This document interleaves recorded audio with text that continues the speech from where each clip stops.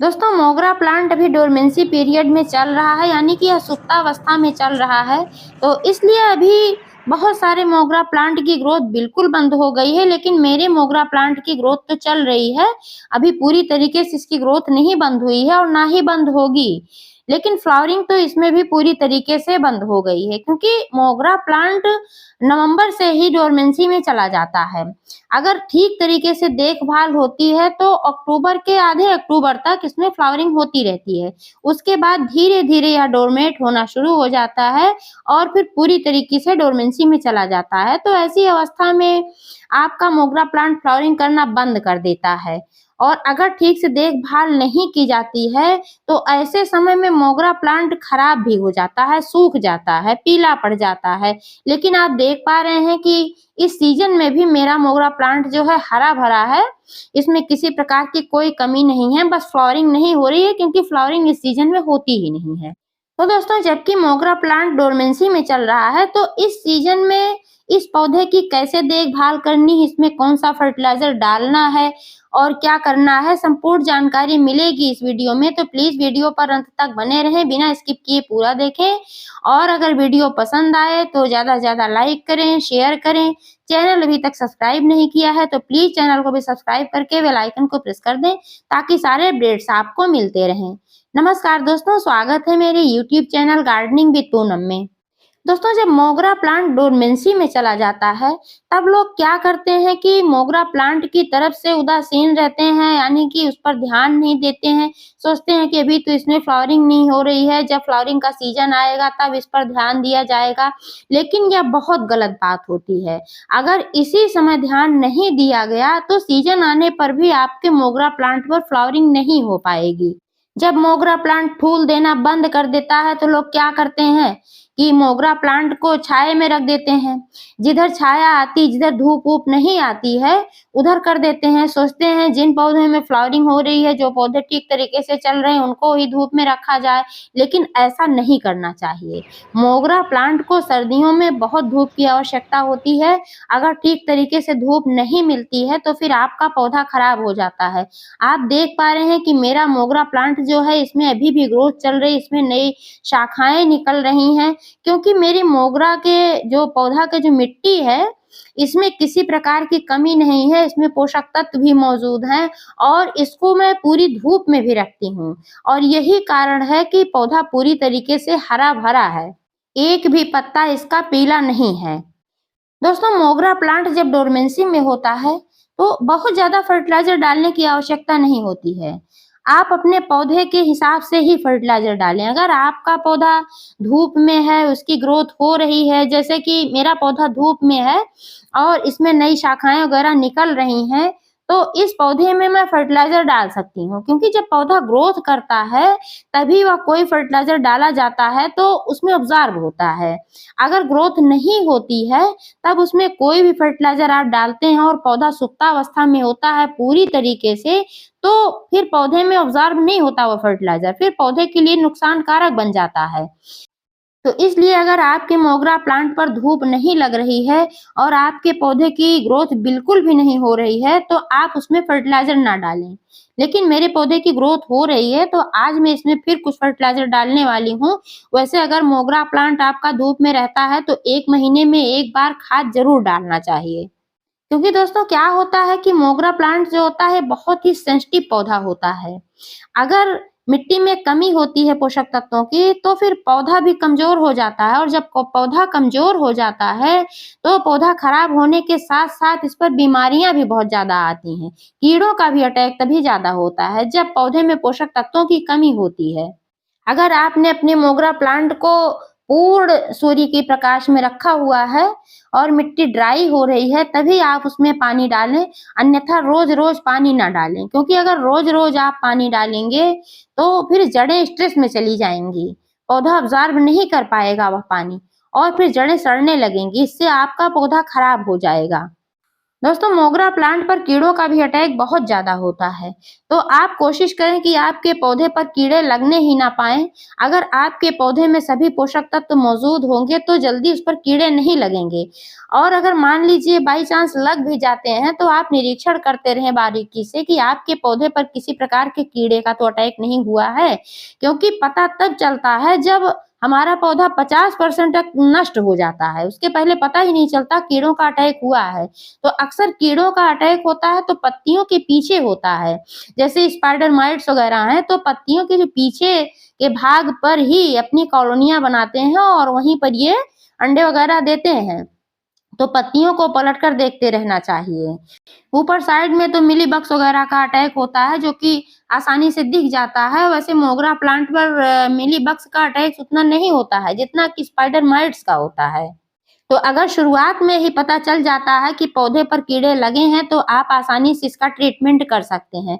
अगर बहुत ही कम लगे हैं, 1-2 कहीं लगे हैं, तो आप ऐसा करें कि जिस भाग पर लगे हैं, जिस पत्ती पर आपको दिखे वो पत्ती आप वहाँ से रिमूव कर दें, क्योंकि अगर वो रहता है तो उसमें कहीं न कहीं ये छिपे रहते हैं। कितना भी आप कीटनाशक स्प्रे करेंगे तो ये कहीं न कहीं छिपे रहते हैं, फिर यहाँ से वहाँ फिर पौधे पर इधर-उधर जाते रहते हैं, ठीक तरीके से फिर खत्म नहीं होते हैं। और अगर कुछ ज़्यादा मात्रा में अटैक हुआ है आपके पौधे पर, तब भी आपको यही करना है कि जिस पत्ती पर लगे हुए हैं या जहाँ टहनी पर है तो जो खराब है भाग, ये सब कट करके आपको हटा देना चाहिए, क्योंकि जब आप पत्तियाँ कम कर देंगे तभी आपको कीटनाशक का इस्तेमाल करने में भी आसानी होगी, क्योंकि जब बहुत ज़्यादा पत्तियाँ होती हैं, तब आप जब इस पर स्प्रे बॉटल से कीटनाशक छिड़कते हैं तो फिर उस जगह पर जा ही नहीं पाता है कीटनाशक पत्तियों की वजह से, और इसमें ये छिपे रहते हैं, इनको छिपने के लिए जगह मिल जाती है।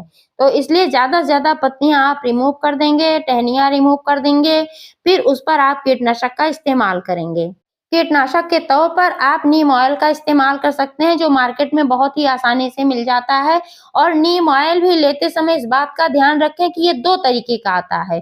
जो प्लांट के लिए होता है वो घुलनशील होता है, जो स्किन के लिए होता है वह घुलनशील नहीं होता है। तो यह कहकर माँगना होगा दुकानदार से कि जो घुलनशील होता है, जो प्लांट के लिए होता है नीम ऑयल, वह नीम ऑयल दीजिए, क्योंकि ये पानी में घोलकर ही इस्तेमाल किया जाता है। जैसे 1 लीटर पानी में आपने 1-2 चम्मच डाल लिया और फिर इसका इस्तेमाल करना है। पहले आपको लेकिन चेक करना होगा किसी एक पत्ते पर छिड़क कर कि कहीं ऑयल की मात्रा ज़्यादा तो नहीं है। जब ज़्यादा होती है, तो जब आप एक पत्ते पर छिड़क कर 1 घंटे के लिए छोड़ देते हैं, तो पत्ती का कलर चेंज हो जाता है या पत्ती मुरझाने लगती है। लेकिन अगर छिड़कने के बाद ऐसा कुछ नहीं होता है, तब आप जान लीजिए कि आपका जो घोल है परफेक्ट है, आप अपने पौधे पर आराम से इसको स्प्रे कर सकते हैं। क्योंकि अधिक मात्रा में जब ऑयल हो जाता है, तो इससे पत्तियाँ जल जाती हैं। इसलिए मात्रा का विशेष ध्यान रखें। आप चाहें तो घर पर कीटनाशक बना सकते हैं नीम की पत्तियों से। नीम की पत्तियों से बहुत ही परफेक्ट कीटनाशक बनता है। मैं तो अक्सर इसी से बनाती हूँ। इसका आप 2 तरीके से बना सकते हैं। एक तो बॉयल करके बना सकते हैं। नीम की पत्तियों को ला करके आप बॉयल कर लें पानी में, और वो जो पानी होता है उसमें नीम की पत्तियों का अर्क उतर जाता है। वही बहुत ही बढ़िया कीटनाशक बन जाता है। उसको आप बोतल में भर करके रख लें, जब भी ज़रूरत हो तो आप अपने पौधे पर इस्तेमाल करें। और आप ताज़ी हरी पत्तियों का भी बना सकते हैं। ताज़ी हरी पत्तियों को लेकर के ठीक तरीके से वॉश कर लें, फिर इसको मिक्सर जार में डाल दें और थोड़ा-सा पानी डाल करके इसको बारीक पीस लें। पीसने के बाद एक कॉटन के बारीक कपड़े से इसको दबा-दबा कर निचोड़ कर छान लें, और जब इसका रस निकल जाए तो मान लीजिए आपका रस हुआ ये 100 ml, तो इसमें आप 1 लीटर पानी और डालें, क्योंकि डाइल्यूट करके ही इसका इस्तेमाल करना है, बहुत अधिक मात्रा में नहीं डालना चाहिए। फिर आप इसको स्प्रे बोतल में भर करके अपने पौधे पर छिड़कें। तो इसकी स्मेल से बहुत सारे कीड़े होते हैं कि जो बहुत दूर भागते हैं, पास भी नहीं आते हैं, और एक बार छिड़कने के बाद 1 महीने तक इसका असर रहता है। 1 महीने तक कोई कीड़ा नहीं आता है। अगर कीड़े लगे रहते हैं तो नष्ट हो जाते हैं, नहीं लगे रहते हैं तो फिर लगते नहीं हैं। कीड़े-मकोड़ों के लिए तो बहुत ही फ़ायदेमंद है, बहुत ही ज़हरीला है, लेकिन इंसानों के लिए ज़हरीला नहीं है। इसके इस्तेमाल से हमारा पौधा ज़हरीला नहीं होता है, इसमें उगने वाली फसलें भी ज़हरीली नहीं होती हैं, तो इसलिए नीम का कीटनाशक बहुत ही परफेक्ट होता है। मैं तो कभी भी किसी केमिकल कीटनाशक का इस्तेमाल करती ही नहीं हूँ किसी भी पौधे पर। साबुन के घोल से भी बहुत बढ़िया कीटनाशक बनता है, ये भी बहुत ही पावरफुल होता है और बहुत ही कारगर होता है। और सैनिटाइजर से भी बनाया जाता है, बेकिंग सोडा से भी बनता है। हल्दी जो होता है वो भी एंटीबैक्टीरियल, एंटी फंगल है, इससे भी बढ़िया कीटनाशक बनता है। तो इन सभी चीज़ों से ही बना करके मैं कीटनाशक अपने पौधों पर डालती हूँ और मैं कभी भी बाज़ार से नहीं खरीदती हूँ। आज दोस्तों मैं अपने मोगरा प्लांट में चाय की पत्ती का फर्टिलाइज़र डालने वाली हूँ, क्योंकि चाय की पत्ती में नाइट्रोजन बहुत ही अच्छी मात्रा में पाया जाता है और अभी मोगरा प्लांट में फ्लावरिंग नहीं हो रही है, तो इसके लिए इसमें नाइट्रोजन की आवश्यकता सबसे ज़्यादा है। नाइट्रोजन अगर रहेगा इसमें तो फिर पत्तियाँ हरी रहेंगी और पत्तियों का भी विकास भी होगा। अगर धूप वगैरह लगती रहेगी तो ब्रांचेस का भी विकास होगा। इसके अलावा दोस्तों चाय की पत्ती में पोटेशियम और फास्फोरस भी अच्छी मात्रा में पाया जाता है, जो हमारे पेड़ पौधों के लिए आवश्यक पोषक तत्व होता है। और भी कई सूक्ष्म पोषक तत्व पाए जाते हैं और ये मिट्टी की अम्लीयता को भी बनाकर रखती है।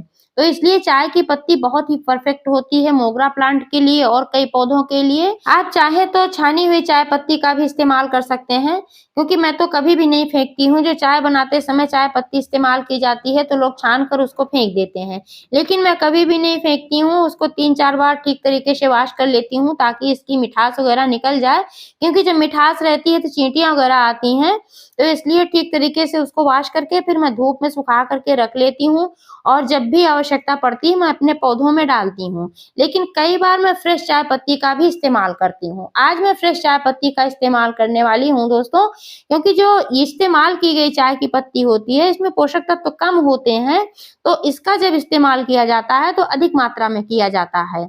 जब मैं इसका इस्तेमाल करती हूँ, जैसे 12 इंच का गमला है तो उसमें मैं एक मुट्ठी, बड़ी मुट्ठी डाल देती हूँ। लेकिन दोस्तों आज मैं फ्रेश चाय पत्ती का इस्तेमाल करने वाली हूँ, तो इसको मैं सिर्फ एक छोटा चाय का चम्मच जो होता है उतना ही इस्तेमाल करूंगी, क्योंकि मेरा 12 इंच का गमला है तो इसमें मैं एक छोटे चम्मच का इस्तेमाल करूंगी। अगर इससे बड़ा है आपका तो आप ज़्यादा भी इससे कर सकते हैं। मात्रा का ध्यान अवश्य रखें, क्योंकि अगर मात्रा ज़्यादा हो जाएगी तो आपका पौधा खराब हो जाएगा। फ्रेश चाय की पत्ती में सभी पोषक तत्व तो मौजूद होते हैं और जो छानी हुई चाय की पत्ती होती है उसमें कम होते हैं, तो इसीलिए इसको कम इस्तेमाल किया जाता है। इसका इस्तेमाल करने से पहले मिट्टी की गुड़ाई करके मिट्टी को लूज कर लेना है, फिर इस मिट्टी में इसको मिला देना है। पौधे में अब्जॉर्ब होने में थोड़ा टाइम लेती है, तो इसलिए बार-बार नहीं डालना है। 1 महीने में सिर्फ एक ही बार इस्तेमाल करें।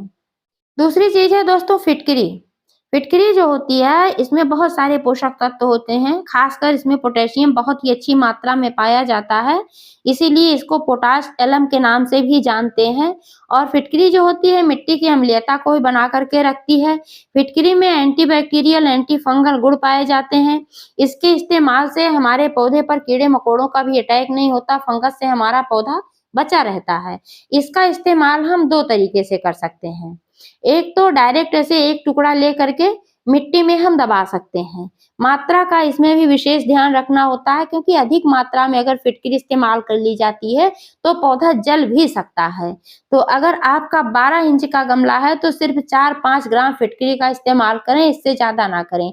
चाहे जिस मेथड से आप इसका इस्तेमाल कर रहे हैं, चाहे आप घोल बनाकर कर रहे हैं या डायरेक्ट एक टुकड़ा दबा रहे हैं या पाउडर बनाकर आप मिट्टी में मिला रहे हैं, मात्रा का ध्यान रखें।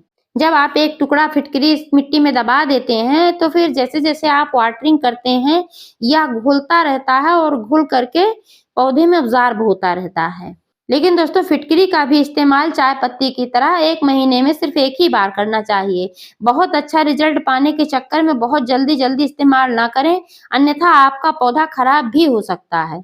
फिटकरी का आप लिक्विड फर्टिलाइजर भी बना सकते हैं। इसके लिए आपको कुछ नहीं करना है, सिर्फ 1 गिलास पानी लेना है और उसमें 1 टुकड़ा फिटकरी डालकर रख देना है। फिटकरी घुलनशील होता है या पानी में घुल जाता है और 1 रात रखने के बाद अगली सुबह आप अपने पौधे पर इसका इस्तेमाल कर सकते हैं। इस पानी को आप मिट्टी की गुड़ाई करके जड़ों में भी डाल सकते हैं और इसका इस्तेमाल आप पत्तियों पर भी छिड़क कर कर सकते हैं। जब आप पत्तियों पर छिड़केंगे तो पौधे पर किसी प्रकार का फंगस वगैरह नहीं लगने पाएगा।